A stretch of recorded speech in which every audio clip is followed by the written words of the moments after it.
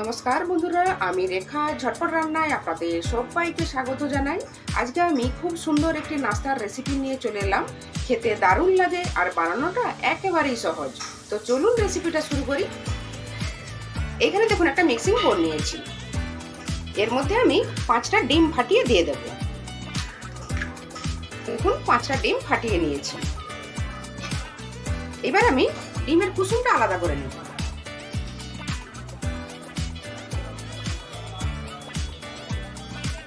দেখুন এইভাবে আমি 5টা ডিমের কুসুম আলাদা করে নিয়েছি। এইবার আমি এর মধ্যে বাকি উপকরণগুলো অ্যাড করব। দিয়ে দেব একটা বড় সাইজের গ্রেট করা আলু, খুব ভালোভাবে ধুয়ে পরিষ্কার করে নিয়েছি। এটা কিন্তু কাঁচা আলু। আর দিলাম কিছুটা বাঁধাকপি কুচি, ক্যাপসিকাম কুচি, একটা বড় সাইজের পেঁয়াজ কুচি, 4-5টা কাঁচা লঙ্কা কুচি, একটা ছোট সাইজের গ্রেট করা গাজর, কিছুটা ধনেপাতা কুচি, আর দেব হাফ কাপ চালের গুঁড়ো, পরিমাণ মতো লবণ, আর দেব সামান্য গরম মশলার গুঁড়ো। এই সব কিছু খুব ভালোভাবে মিক্স করে নেব। দেখুন খুব ভালোভাবে মিক্স করে নিয়েছি।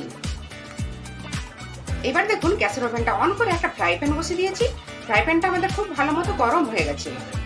এর মধ্যে দিয়ে দিলাম কিছুটা পরিমাণে রিফাইন তেল। তেলটা চারপাশে ছড়িয়ে নেব। তেলটা আমাদের গরম হয়ে গেছে। এবার এর মধ্যে হাতের সাহায্যে এইভাবে দিয়ে দেব। দেখুন 3টে দিয়ে দিয়েছি। এবার মাঝখানটা এইভাবে একটু জায়গা করে নেব।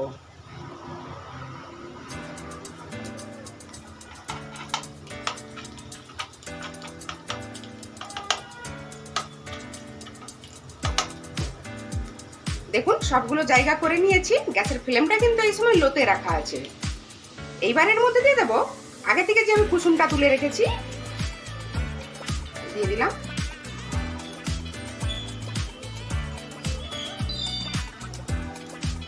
তারপরে সামান্য বিট লবণ দিয়ে দেব। আর দিয়ে দেব কিছুটা চিলি ফ্লেক্স। এবার 2-3 মিনিটের জন্য ঢেকে দিলাম। গ্যাসের ফ্লেমটা কিন্তু এই সময় লোতেই রাখা আছে। দেখুন 2-3 মিনিট আমাদের হয়ে গেছে। উপর থেকে কিছুটা করে রিফাইন তেল দিয়ে দেব।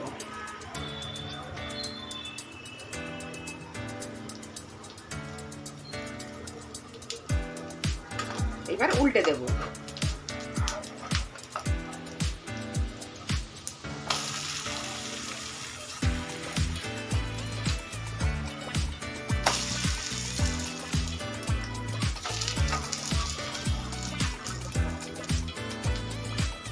আরো 2-3 মিনিটের জন্য ঢেকে দিলাম। দেখুন 2 মিনিট হয়ে গেছে আমাদের।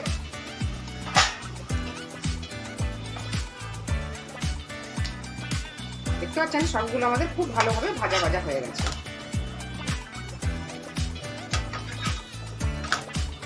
খেতে কিন্তু দারুণ লাগে। আপনারা অবশ্যই একবার এইভাবে বাড়িতে ট্রাই করবেন।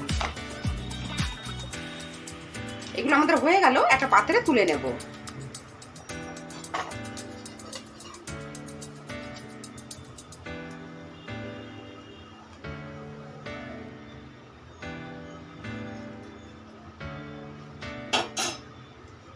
সেম প্রসেসে বাকিগুলো ভেজে নেব। দেখুন বন্ধুরা সবগুলো আমাদের রেডি হয়ে গেল। এইভাবে কেটে নেব।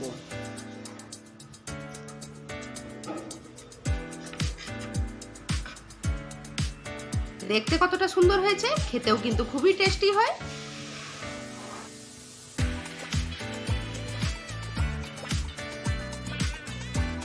এগুলো আপনারা যে কোনো সস দিয়ে সার্ভ করতে পারেন। খেতে কিন্তু দারুণ হয়েছে। আপনারা অবশ্যই একবার এইভাবে বাড়িতে ট্রাই করবেন। আজকের এই রেসিপি আপনাদের কেমন লাগলো? নিশ্চয়ই ভালো লেগেছে। ভালো লাগলে প্লিজ একটা লাইক দেবেন, চ্যানেলটা সাবস্ক্রাইব করে আমার পাশে থাকবেন। আজ তাহলে এই পর্যন্ত থাক। আবার হাজির হয়ে যাব নতুন কোনো রেসিপি নিয়ে। ভিডিওটা দেখার জন্য আপনাদের সবাইকে অসংখ্য ধন্যবাদ। সবাই খুব ভালো থাকবেন, সুস্থ থাকবেন, সাবধানে থাকবেন।